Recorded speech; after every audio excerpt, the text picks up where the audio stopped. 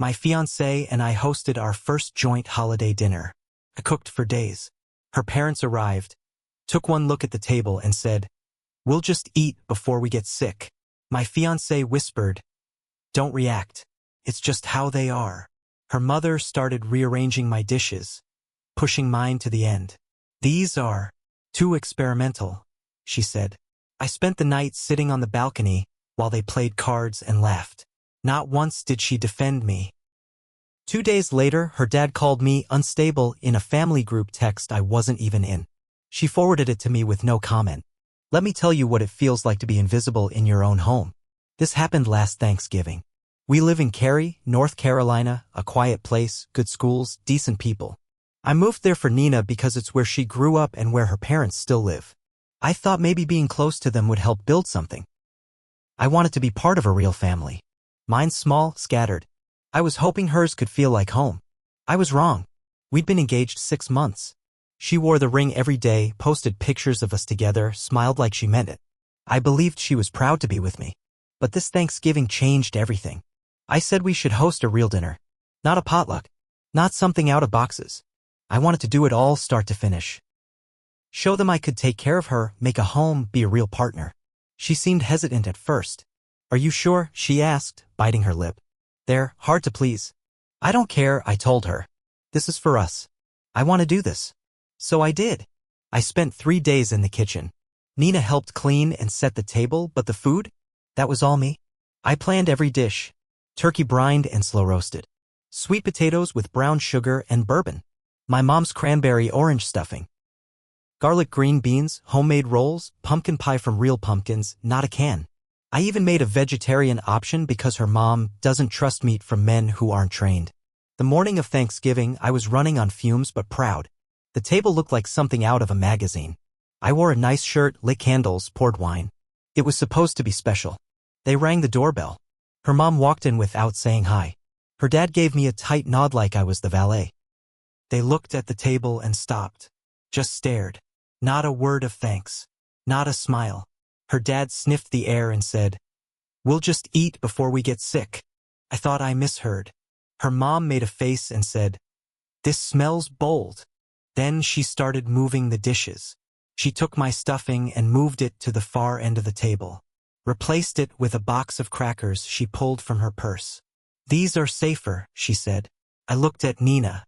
She gave me a tired smile and whispered, "Don't react. It's just how they are. Just how they are." They didn't touch most of the food. Her mom tried the mashed potatoes, made a face like she bit into a lemon and pushed the plate away. Her dad scraped at his turkey, said, "Dry," loud enough for me to hear. After dinner, they didn't thank me. They didn't offer to help clean. They just popped a bottle of wine they'd brought without asking and sat down to play cards. I stood there waiting for Nina to say something. Invite me over. Acknowledge me. She didn't. So I went out to the balcony with a beer. I sat there for an hour listening to them laugh. That night, Nina came to bed and said nothing. Didn't even ask how I felt. 2 days later, she walked into the kitchen holding her phone. "Just so you know," she said and handed it to me.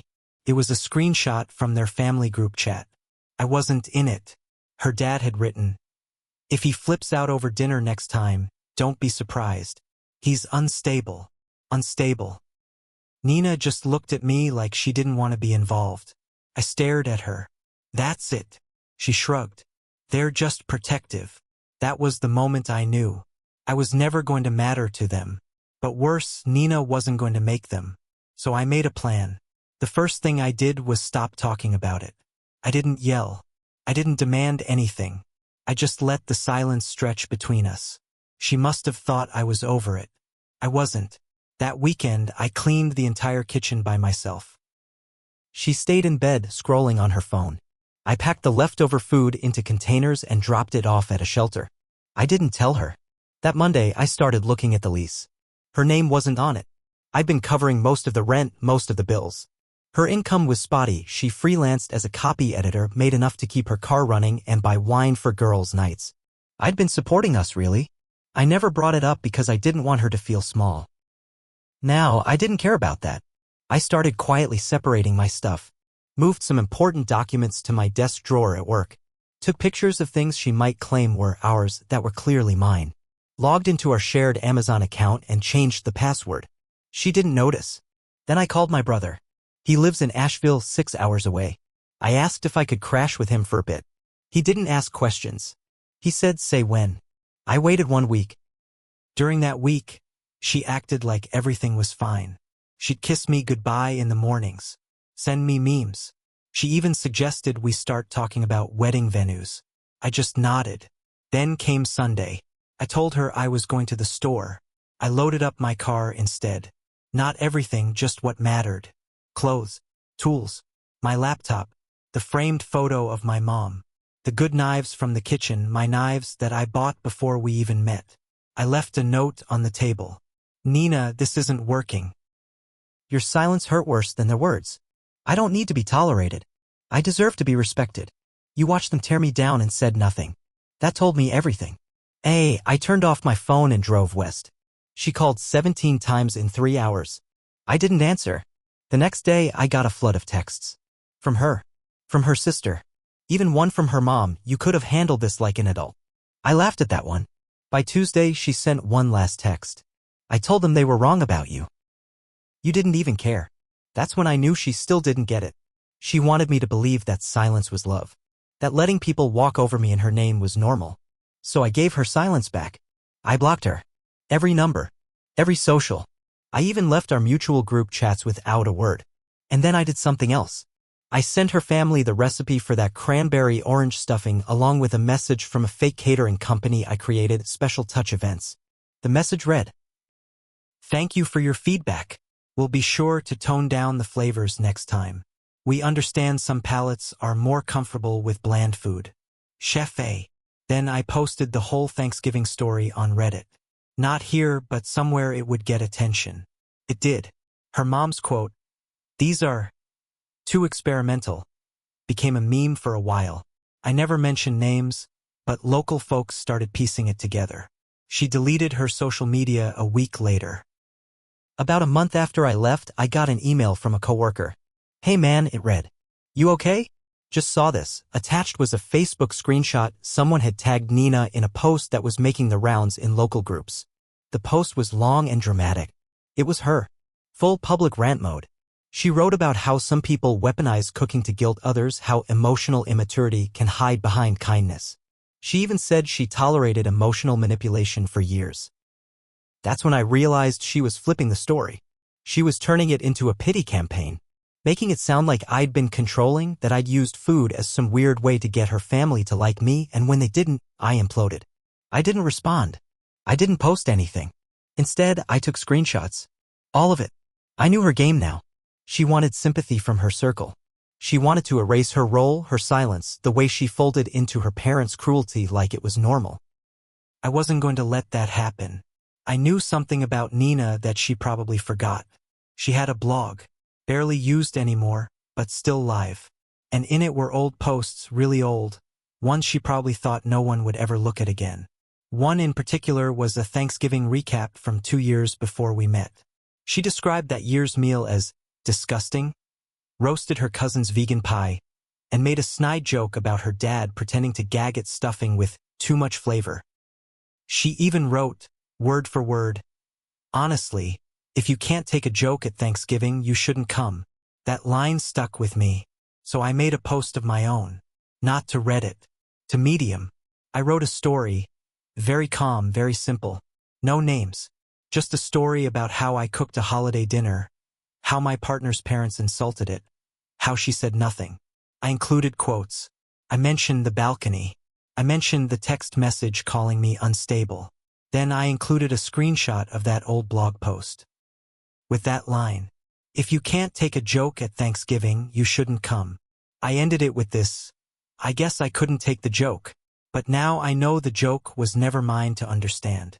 It was theirs to tell, and hers to let them." It went viral, and it wasn't long before someone found her post, matched it to mine, and made the connection. Comments poured in, not from trolls but from people like me.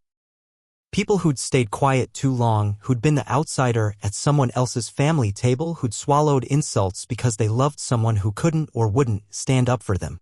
She deleted her Facebook the next day. I thought that would be it. But Nina wasn't done. A few weeks later, I got a letter. A real one. Handwritten, messy, almost 6 pages long. She didn't start with dear, didn't end with love. It just began, I didn't think you'd go nuclear. She accused me of humiliating her, of burning it all down over one dinner. She said her parents were getting hate messages, that someone sent her dad a glitter bomb with a card that said, "Unstable my ass." She said I'd ruined her life. I didn't respond. I almost did. I almost told her that I didn't send anyone after them, that I never named names. But then I remembered what silence felt like. She'd once looked at me, read her father's cruel message out loud, and just forwarded it. She didn't defend me then. Why should I defend her now? I moved on. Slowly. Got a new apartment near downtown Asheville. It's smaller, but it feels bigger. I started cooking again, just for me. At first, it was hard. I kept remembering the way her mom had wrinkled her nose, the way her dad had muttered under his breath like I wasn't there. That stuff sticks. But one night I made the stuffing again. Just the way my mom taught me. I sat on the couch, plate in my lap, and ate the whole damn thing. Tasted good. Not just the food. The peace. Then came the wedding invite. Not ours. Hers. About 9 months later, I got an email. I don't know how she got my new address. It was from Nina's mother. It said, "We hope there are no hard feelings. Nina and Todd would love for you to attend, especially since you played such a big part in her growth. Todd." I laughed so hard I dropped my coffee. But then I started thinking, such a big part in her growth? That felt like a line. Like they were rubbing it in. Like I was the stepping stone she walked over on her way to better. Could have ignored it, thrown it out. But I didn't. Instead, I printed out the original Reddit story. The Medium article. All of it. I highlighted the parts where her parents insulted my food. Where she stood by. Where she called me manipulative after staying silent.